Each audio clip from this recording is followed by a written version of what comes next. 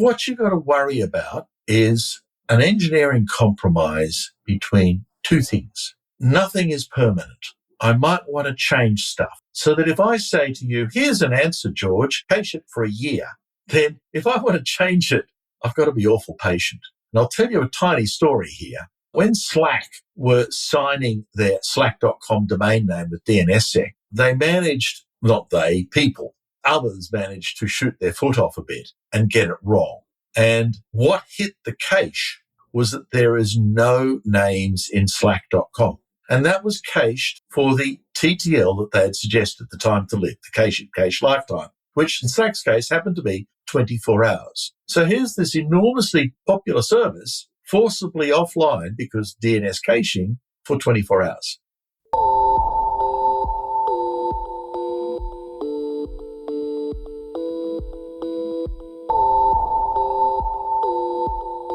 You're listening to Ping, a podcast by APNIC discussing all things related to measuring the internet. I'm your host, George Michelson. This time, I'm talking again to Geoff Huston from APNIC Labs in his regular monthly spot on Ping. Geoff has been looking at what would happen if you had to run a cold start on your DNS. Lots of things have a behaviour that as long as the world is running along fine, you get the benefit of all the things done before. In the DNS, we call this the cache. Looking at power supply networks, there's usually already some electricity in the network from other operators. And if you're a generator, you can use it to start your motor running before you start generating electricity to then add to the network. But if you're disconnected and turned off, and if the network is down and that free electricity isn't there, cold start for generators is a big resilience issue. It means planning for simpler engines to run, perhaps a small diesel generator or a nearby hydroelectric dam that can operate just from gravity and use that to kickstart things to get a little bit of electricity so that the electricity you depend on can start doing its job. Well, the DNS is no different. In order to cold start your DNS service, there's a minimum of information you need to find the things that you actually depend on and will use to find everything else. You have to populate these into your cache. That critical minimum set of information and the sequence of queries you do to get things bootstrapped and running is a fascinating and surprisingly large amount of activity. Geoff, welcome back to Ping. Hi, George. It's a names day again. It is. I've always said the internet actually runs on names and addresses are merely frippery. They're the adornment of the internet. Peripheral. Names are what keeps this entire thing running. Yeah. So the last time we talked about names, we kind of touched quite lightly on this aspect of the DNS that makes it work at scale, caching, which when it comes down to it is absolutely a fundamental concept in computer science and modern engineering. And I've got the feeling there's a lot more to be said about caching in the DNS.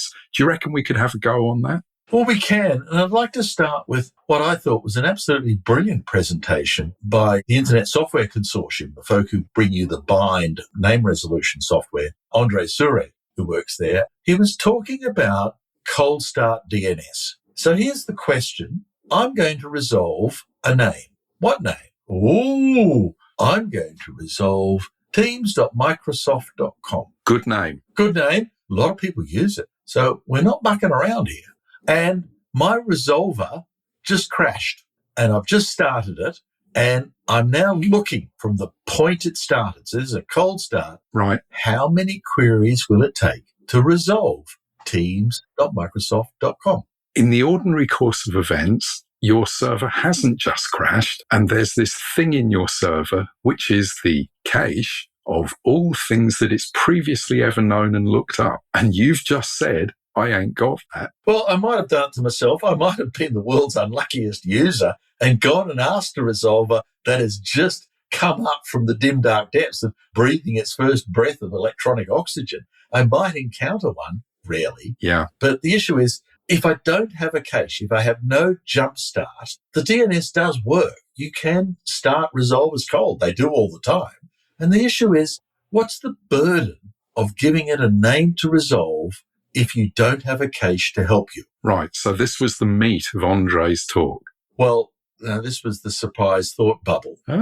Because he actually asked the room, and the kind of answers were 7. Teams.microsoft.com's only got 3 labels. Well, okay, 12. The DNS is a bit extravagant. I can imagine it asking a couple of ancillary questions along the way. So 15. You take the number of labels and you think it's got to check for 4 and 6 and a bit of this and a bit of that, a bit of the other. Getting up 30? Yeah, I could go 15. I'm happy with 15. If you're running the wrong version of Bind, a couple of years old, the true answer was 247. That's my bottom hitting the floor with surprise. 200 plus 240 to resolve queries one to resolve name. a 3-label name. Oh, man, that's broken. So I went and tried it on my name, www.potteroo.net. 3 labels. Now, good name, fine website, all that kind of stuff. And I rebooted my resolver and I ran TCP dump. I'm doing packet capture. So what do I see? Well, the first thing it does is it goes, I've been given a set of hits for the IP addresses of the root of the DNS, the root name servers. Don't trust them. So I'll pick one at random, one of these addresses I've been given, and ask it for all the name servers of the root. That's query number 1. Hi, root server. Tell me about the root name servers. It's called the priming query. I'm not sure how old the stuff is that came with the software release. Let me refresh it with live information. Query 1. I could kind of imagine having picked one at random. If it was a bad hair day and that one at random was offline or unreachable, there's an obvious outer loop. All right, pick a different one and try again. And there are 13 of them. And they both have 4 and 6. 4 and 6. So there are 26 queries before you give up in disgust. But by then, you'd have to have snipped the wire on your own computer not to have got an answer. Yeah. One of these is going to have an Anycast instance close to you, and it's going to say, hi, here's the complete list of all the other root servers, addresses and names. Go for your life. So I pick one. Doesn't matter. Anyone. And I go, www.potteroo.net. I wonder who are the name servers of .net. Don't forget, I've got no cache, no brain, no nothing. I just had a root hints file. I've now got a true version of the root servers, but now I need to know the net servers. So I ask a root server at random. Just before we move on, Geoff, was that literally only 2 queries for you, or did it actually turn out even that bootstrapping was more than 2 queries? No, one query. 1 query. Ask a root name server that came prepackaged for the name servers of the zone dot. 1 question. Query type NS, query name dot. 1 question, 1 answer. Right.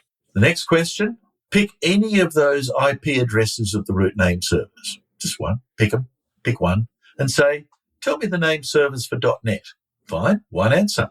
Here is a list of the names of the name servers. And because the name servers are in bailiwick, the name servers for .NET are in .NET, a.gtldservers.net, b. Then it actually gratuitously says, look, I know, strictly speaking, I should only tell you the names of the name servers, but look, I'm going to be really friendly, and you're not going to find out this information any other way because you don't know the name servers until I tell you. I'm going to tell you the IP addresses of those name servers. And again, this is extra data given for free, but in 1 query, you get a bundle of info. I get this so-called glue. And quite frankly, if I didn't get the glue, I'd be stumped because I don't know who are the name servers for .NET. If you said, well, here's the name of a name server in .NET that happens to be in .NET, I'm sitting there going, that's circular, dude. I can't get out of this hole. You got to give me some help. And so it does. The DNS gives you help. So that's my second query, .NET. So I now have some name servers for .NET and their IP addresses. Thank you, glue. And I go, third query. I'm after a name that's actually potteroo.net. So I ask any of the name servers for potteroo.net. Yeah. And we're now entering into my territory. I've got 2 name servers and they're both, again, in bailiwick. Yeah. Don't you love that term, bailiwick? I love that word, bailiwick. It makes me think of a beefeater at the Tower of London holding a halberd and saying, you are in my bailiwick. It's a wonderful word and it reflects the history of England. Bailiwick. Bailey is a French word. And it actually comes from reeves and law and justice. It talks about the extent of power. Bailey, French word. Norman invasion. Thank you, Normans. The Normans brought over a whole bunch of words about prisons, police and justice. They must have been a fun-loving crowd when they invaded England. Well, and beef. Yeah, we're going to lock all you up, you bastards, you Saxons. We hate you. And wick. Wick is a wonderful word. It's a Viking word meaning village. The internet is a village. It's a classic term. And it actually got inherited into the DNS from 18th century Americans, where the Americans wanted to show how erudite they were. So they started picking up old medieval English words and using them again. And someone in the DNS, and I'm going to point the finger of accusation at Paul Vixie and go, Paul, I blame you. Probably wrong. You revived this and sort of resurrected the term bailiwick for the DNS. The rest of us haven't heard this word ever. It's a wonderful word. Well, if it wasn't Paul Vixie, it might have been Paul Mockpetris. So I think you're safe accusing somebody called Paul. Oh, accuse Paul. Yeah, Paul, it's all your fault. So anyway, I'm on to query 3.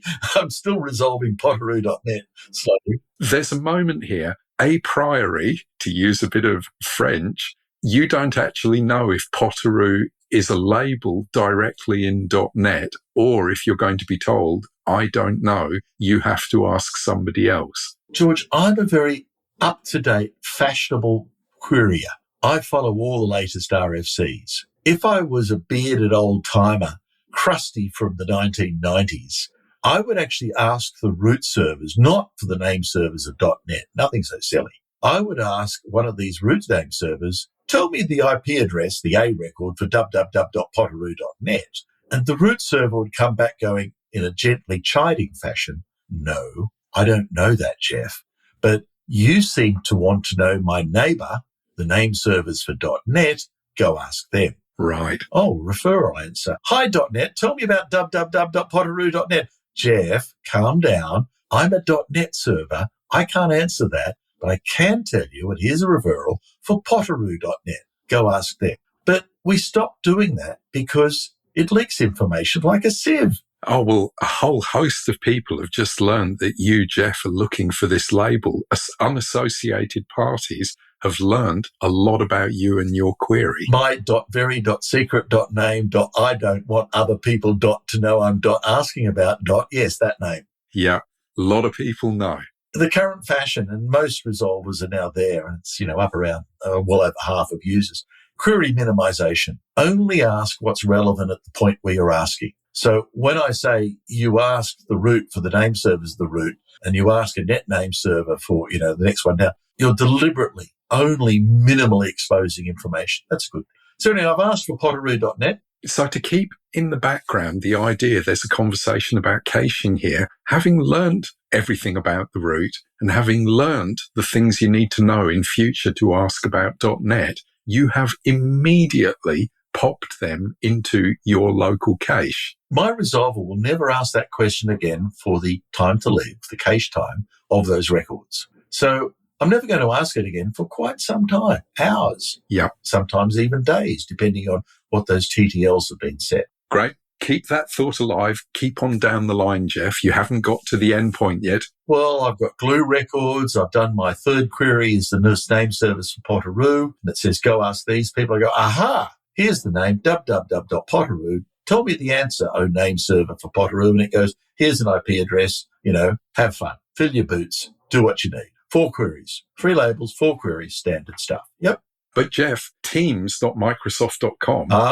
Let's go to Teams. 3 labels and www.potteroo.net. Yeah, why isn't it 4 queries? Why is it 247? Yeah, this is not good. Oh, teams.microsoft.com is not actually teams.microsoft.com. It's an alias. There is a weird redirection pointer in the DNS called a CNAME, canonical name. And the DNS says, actually, you didn't want that name. What do you mean I didn't? You didn't. This is not what you're looking for, with a wave of the hand. This is not the name you're looking for. This is not the name you're looking for. You're looking for teams.office.com. Oh, well, okay. Teams.office.com then. I have some very sad news for you. This too is not the name you're really looking for. What do you mean? Oh, you happen to be in this part of the world looking for this kind of name. Oh, so what kind of name am I looking for? tmc-g2.tm-4.office.com. Sounds silly. And I'm guessing that's also a C name, isn't it? Yeah, there's another C name coming. Teams-office-com.s-005.dual-s-msh.net. Oh, surely to God that's the right name. Surely. No, there's another CNAME. Can we just come back a moment? Because you started looking for a thing in .com, which meant from a cold start state, you had to get the NSs for .com. And you were then looking for Microsoft, which absolutely exists. And you will have been told, go and ask Microsoft. You hit Microsoft, you're now at 3 queries, and you enter this living hell of aliases. And one of those aliases says, no, you need to go ask .net, which means you have to go back to the root and say, oh, root, where's .net? It's worse than you think. It's way worse than you think. You see, teams.office.com, that's an interesting name, and that's the second name in this CNAME chain. Don't forget, every time you find a CNAME, you throw everything you've learned into the cache and start again. Now, you've got a cache, but each time the whole query resolution process starts with the new name. And of course, with office.com, you're going to ask the .com servers for the name servers of office.com. Tell me all the name servers for office.com. Ooh, ns1-05.azure-dns.com. Oh, that's in bailiwick. That's great. There's more. ns2-05.azure-dns.net. Damn, I've got to go and ask .net. That's not in bailiwick. It's not. ns3-05.azure-dns.org. What? Why do you punish me about this? But I'm not finished. There's a fourth name server for office.com, ns4-05.azure-dns.info. Jaw drops. That has to be a deliberate decision. 4 discretely different top-level domains are the NSs behind this service. I think I see inside their brains when they were working this out. I want resilience. What if the .com servers aren't working? And normally the answer would be, at this point, abandon all hope. The internet is dead. Go out and play. No, we will have a backup in .net. What if they're both down? We will have a backup in .org. What if all 3 are down? Well, we will have a backup in .info. Someone's going to answer out of all of this. Well, possibly. So their risk management belief was that 4 discretely different top-level domains got out of the if, but, maybe. And I'm looking at that going, 4 discretely different top-level domains costs a cold starter 4 bootstrapping queries on the root. And you've then intruded on top of that alias transiting. Let's, again, look at these name servers for office.com.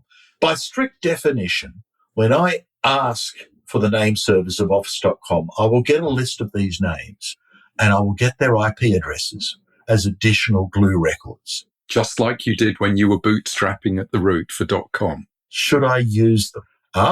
Well, for the one called ns105.azure-dns.com, I've kind of got no choice. It's in bailiwick. It's the domain I want to go to. I kind of have to accept the glue, okay? But what if I get glue for .net?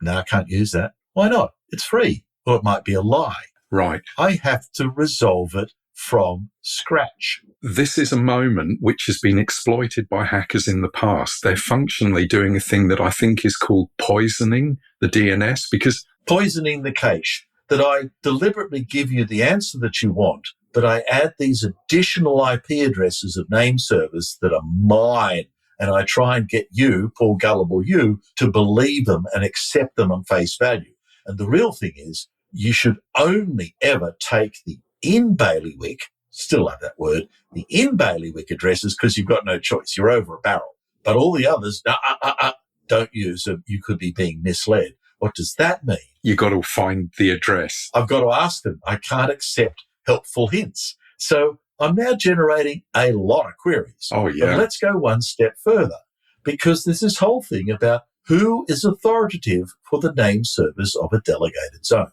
Ooh, interestingly enough, if you go through the 300 or so RFCs that define the DNS, you will find that the parent, the one you've just asked, is not the authoritative answer point. So when you ask a server in .net, tell me the name servers for Potteroo.net, and it says, well, NS1 and NS2. The answer is, well, that's good, but is it right? And the answer is, well, you're asking the wrong person, dude. Just for a second, suspend disbelief. And ask one of those name servers, i.e. the child, for the name servers of this name.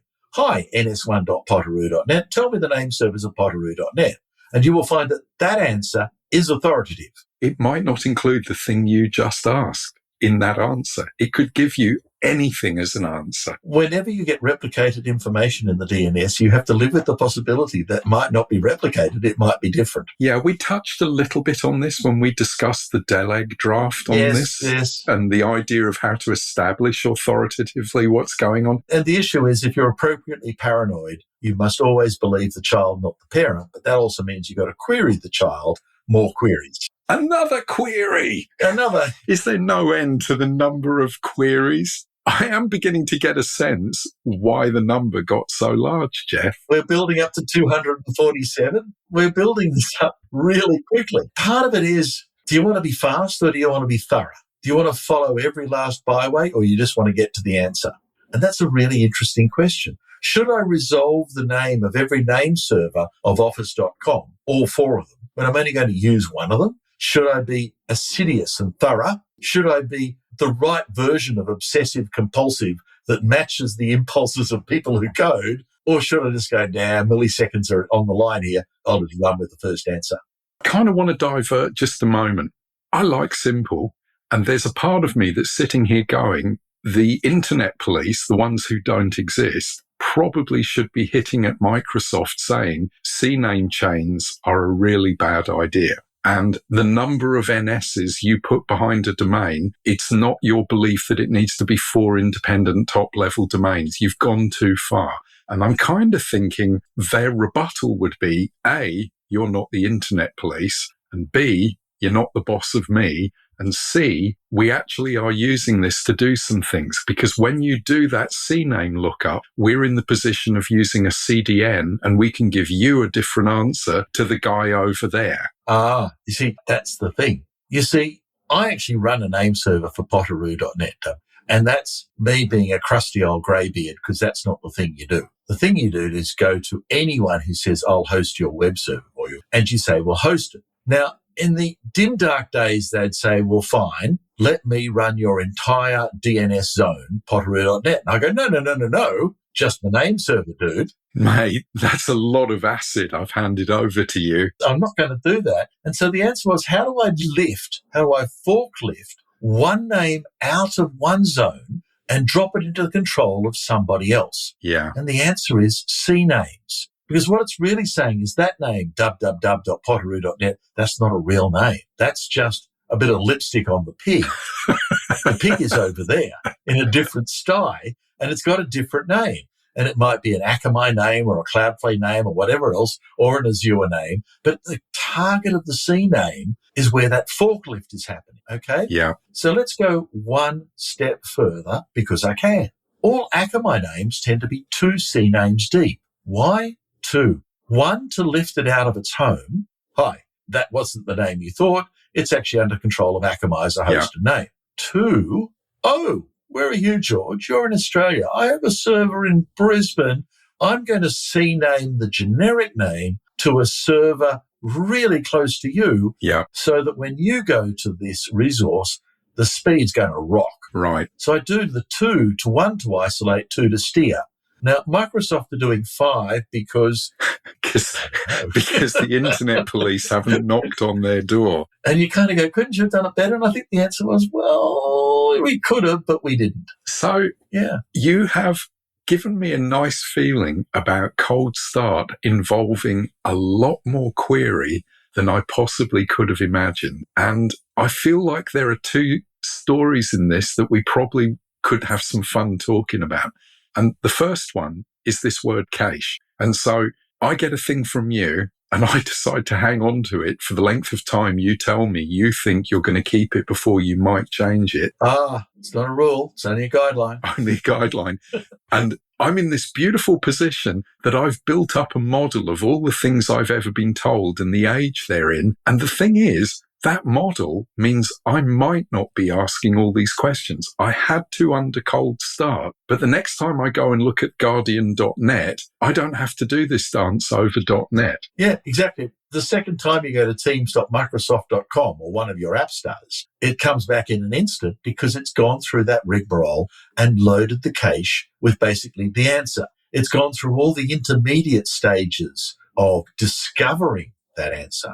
And interestingly, when you ask a second time, it doesn't try and rediscover. It says to the recursive resolver, hey, have you got teams.microsoft.com's IP address? Yeah, here it is, dude. Done. One lookup. If we think about the investment that people like Cloudflare and Google have in public DNS, at the cost of them knowing everything I do, they're probably not in a cold start world very often. I mean, thermonuclear devices have not gone off in Western America. So the service that operates out of Mountain View that feeds their DNS had a cold start when they turned it on, but they've been running continuously now for a decade, and it's not cold start. They have a lot of data. What you've got to worry about is an engineering compromise between two things. Nothing is permanent. I might want to change stuff so that if I say to you, here's an answer, George, cache it for a year, then if I want to change it, I've got to be awful patient. And I'll tell you a tiny story here. When Slack were signing their slack.com domain name with DNSSEC, they managed, not they, people, others managed to shoot their foot off a bit and get it wrong. And what hit the cache was that there is no names in slack.com. Oh, wow.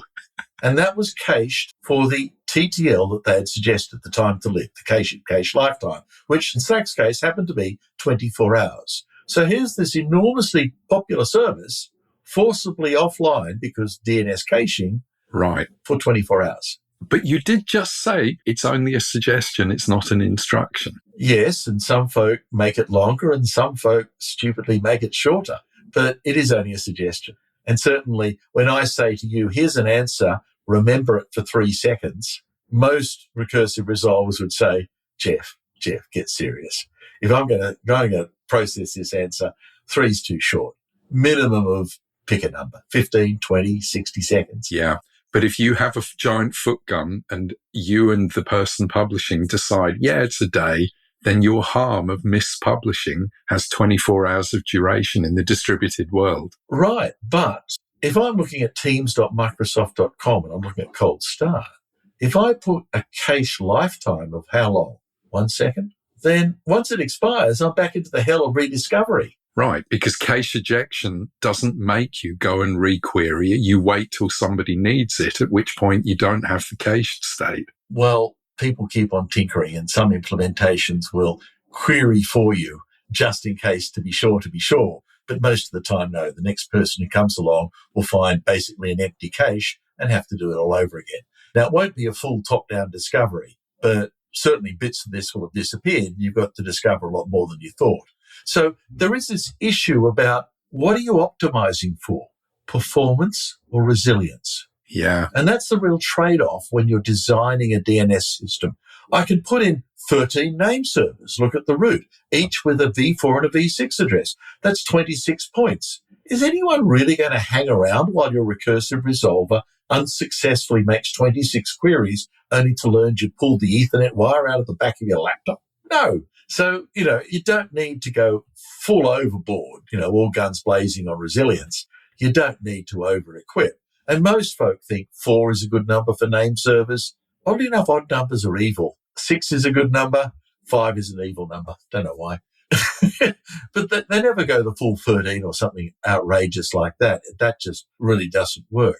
Is there a strong sense whether it should all be in bailiwick or there should be some out of bailiwick, or is there no guidance in this? There's a whole bunch of guidance saying do not accept gratuitous offers of glue authority records for names that are outside the bailiwick of the name server. Do not accept them because people will lie and will poison you. So if you're after performance in bailiwick, if you're after resilience, keep a few to one side. Don't use all out of bailiwick because that means every time you've got a problem. Probably unwise to use all in bailiwick for the same kind of issue around poisoning. But in bailiwick, certainly better than out of bailiwick on the whole. Yeah. And we have no better mechanism than 2 CNAMEs to provide handoff to a third party and localization to a specific location. Well, 2, 3, 4, depends on what you're trying to achieve administratively. But it is, how do you lift names out of one space and get them to another? There was one other technique that I thought was truly, truly, truly awesomely weird, which was weird games in the DNS. We called it NAPTA. NAPTR. And it actually said something entirely different. A CNAME says, don't look at me, look at this name, go and resolve that. A NAPTR is, brain explodes, a regular expression. A Turing complete program. You shouldn't have been drinking while I said that. It is honestly, apply this transform for the name you're looking at to get a new name and go and look for that instead. So if I say that star.com becomes star.foo.baz.com, then no matter what I ask for in .com, the regular expression transform will match it to a new name generically by using regular expressions. Wow, that's powerful. That's scary. That's complicated. Well, it never took off. It never took off. It was very scary. And it was so scary that they invented a new one called Snapter. What was Snapter? That was the simple Napter, because the power of regular expressions mean, you know that game, The Towers of Hanoi?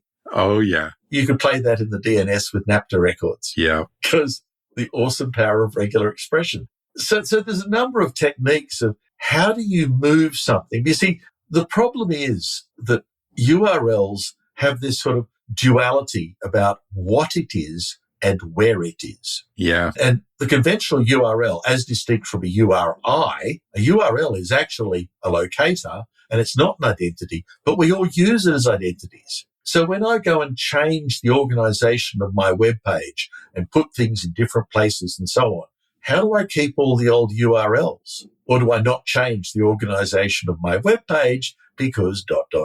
Right. I'm a strong believer in the persistence of URLs because the behavior, and if we invoke the caching word, there is a massive amount of offline cached state held in everybody's browser tabs and browser history. And if you randomly decide you don't want to support the name, but I've gone into history search and find the critical document under the old name, I'm in a world of hurt.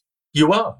But the problem is that when people, move to new servers, go to a different commercial provider, et cetera, they actually want to reorganize their data. They actually want to reorganize things, but they've got to do so with the same URLs, which you actually can't use as a true locator.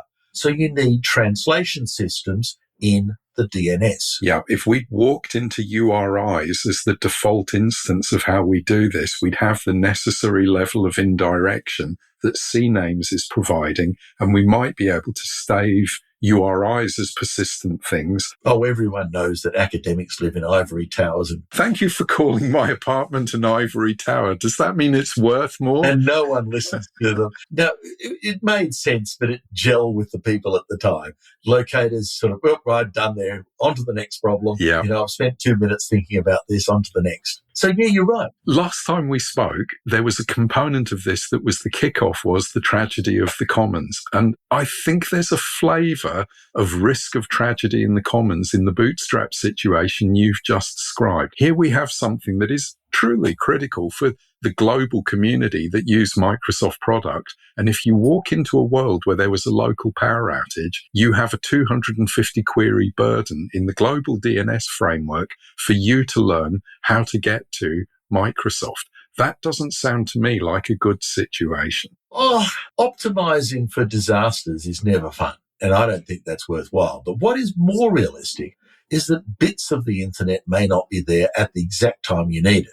So when we're talking about resilience, you actually do want to spread your assets, but for performance, you want to think hard. So in-domain name server names, out of domain, prefer in-domain. Mm-hmm. Spread them across many top levels versus don't spread them. Whatever happened with office.com and its use of cominfo, net and org, that's a bad idea. It doesn't help resilience. A CNAME chain that's 5 long is 3 too long. It really is. I can understand 1. That's brilliant. I can understand the administrative convenience of 2. 1 to lift and a variable 1 to translate. Yeah. I can't really understand 3. Don't use them. They're expensive. And as for the number of name servers of a domain, 2, if they're anycast, in other words, they're implemented everywhere, but it's 2 distinct names with each of them have a V4 and a V6 address. That's 4 addresses, is good. 3 is kind of... odd numbers are evil. Odd numbers are evil. And what disaster are you thinking about? And even when you get to 4, it's kind of, if you needed 4, each with 2 addresses, something's happening so badly that it's not worth optimizing for. Don't bother. 2 is a good answer. So resilience and diversity, you've got to think about how and what level you want to do it. Yeah. Trying to do it all in the DNS is pushing the DNS well beyond it. So let's have a look at a couple more examples. And this one I kind of like. Google. It has 4 name servers, which I would argue is too many. And they're all anycast. They're everywhere. Each of those 4 have one IPv4 address and one IPv6 address. So 8 different address instances can supply Google. And they're all in google.com. Is that resilient? So if I ask for the name servers of google.com, I get back an answer that goes, here are 4 names and here are 8 IP addresses. Go for it.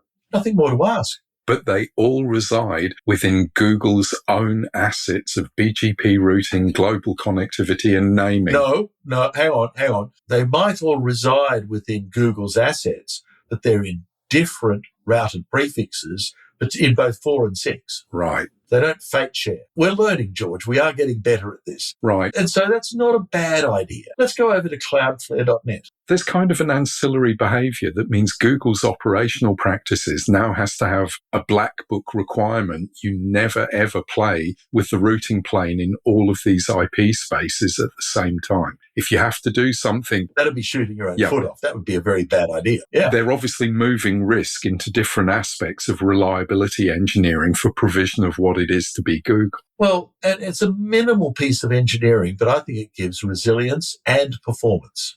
Let's go to Cloudflare, cloudflare.net. 5 name servers. That's an evil number. Odd number. But okay, 5. The odd number. I'm suspicious too. They're inventively numbered NS1, NS2, all up to NS5. Are they in bailiwick? Yes, they're all in Cloudflare.net. So far, so good.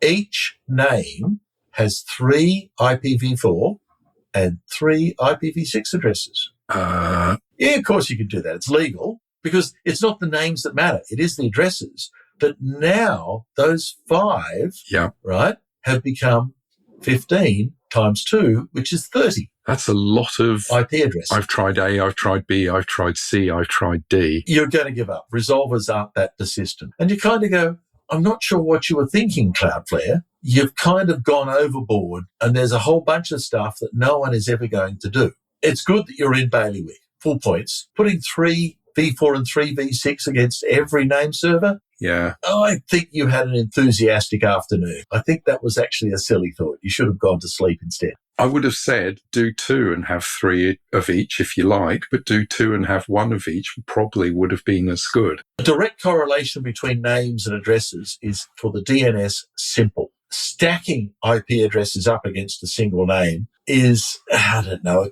I think the best adjective I can use is, I think it's distasteful. It's not illegal. It's not wrong. It offends me. And you kind of go, why? And it's sort of, you're hanging too much off a single name. Don't do that. Yeah. Keep it simple, 1-to-1. So there are different strategies out there. Oh, there are very different strategies because what you're trying to do, and this gets back to the whole thing about what Microsoft was trying to achieve and why, and even the whole thing about caching, is that you're trying to optimize both performance and resilience. Now, caching will give you most of the performance you need, except when the cache expires. And if you're using short time to lives, because I want to change things on the fly. So if you have very long time to live in the cache, everything is difficult to change. So if you want stuff that's malleable and efficient, you've got to think about what information you're loading into the DNS and where and how, and try and optimize the DNS performance. Maybe there's an AI tool that will help you. Maybe there isn't. I suspect you will find hallucinations more easily than you're going to find truth.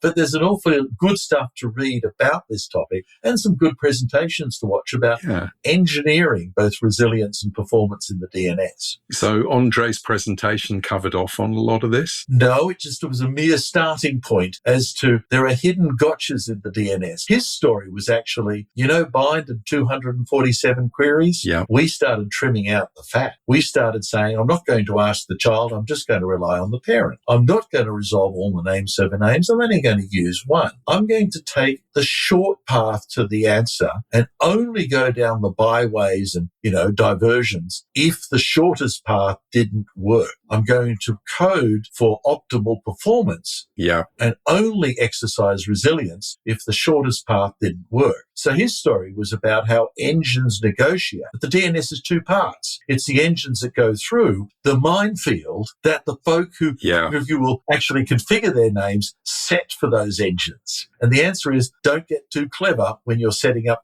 this sort of field of coordination and configuration for your names. Keep it simple. But you've written up the story that you found as a trigger point in this, the aspect of behaviour here that is what we've just been looking at. I've written up a story about what I think it leads to. This is why there are a couple of really good, suggestions about configuring your names. Use in bailiwick names, avoid spreading out to multiple top levels, keep your CNAME names short, and quite frankly, don't have a whole heap of name server names or addresses. You're just wasting everyone's time, including your own. 4 guidelines. If you do that, you won't get into too much trouble. There are so many ways you can hang yourself. Try not to use this set. Going to emerge as a formalism in IETF, or you think this one will just stay in soft operational practice? Oh, a lot of the DNS is folklore. And I think that's the way it should be. I think the mania for trying to document everything and having it change in 2 weeks has led to 2,000. How much are we up to now? RFC 10,000? Coming soon. No one's read them all. We've got to the point where they've actually ceased to be a useful reference. And in some ways, the folklore, the common knowledge in the DNS is more topical, more up-to-date, and more accurate. Ooh, fight and talk. Ooh, well, maybe that I'm just sick and tired of writing RFCs, so I've stopped. One or the other. That's been fascinating, Geoff. Thank you. It's been fun, and I hope, dear listener, you've kept along for the ride. Thanks indeed.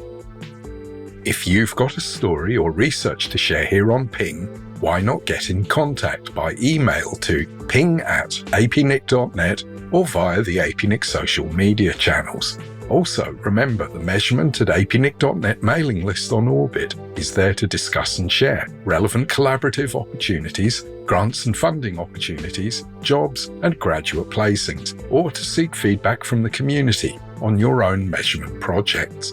Be sure to check out the APNIC website for all your resource and community needs. Until next time.